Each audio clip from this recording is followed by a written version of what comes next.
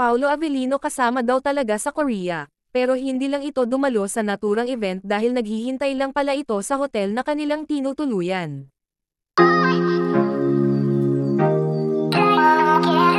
Naging usap-usapan ang kuhang video ng isang netizen kung saan ay kasabay nila Kim Chu na papasok sa airport. Medyo malayo na nga ang Kim Pao at hindi na gaanong nakikita si Kim Chu, pero makikita si Paolo Avellino. Sabi ng nag-post ay magkasama nga daw ang dalawa at talagang magkahawak kamay pa itong papasok sa naturang airport.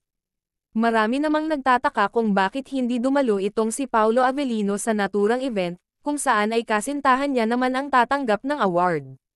At kung kasama daw bakit wala sa event nga itong si Paolo Avellino.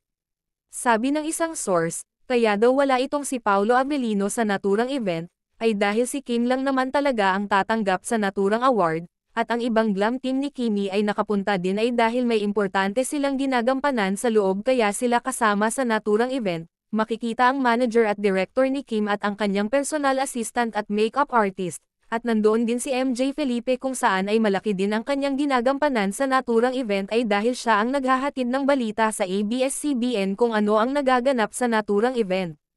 Katulad na lang ni Catherine Bernardo noon nang tumanggap din ito sa naturang award, ay nasa hotel lang din ito naghintay si Daniel Padilla noong sila pa. Katulad ni Paolo Avellino naghintay lang talaga ito sa hotel kung saan ay doon lang din ito nanood, at kinumpirma yan mismo sa interview ni Kim Chu, na talagang nag-congratulate si Paolo Avellino halos sa lahat ng social media kung saan ay sobrang proud ito sa kanyang girlfriend, at inamin din ni Kim na sa TV lang daw ito nanood nag-text daw sa kanya.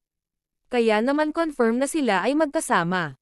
Kaya naman pala Poppy, na ang tawag ni Kimi kay Pao, ay dahil naglalambing ito kay Paolo na naghihintay pala ng ilang oras sa hotel.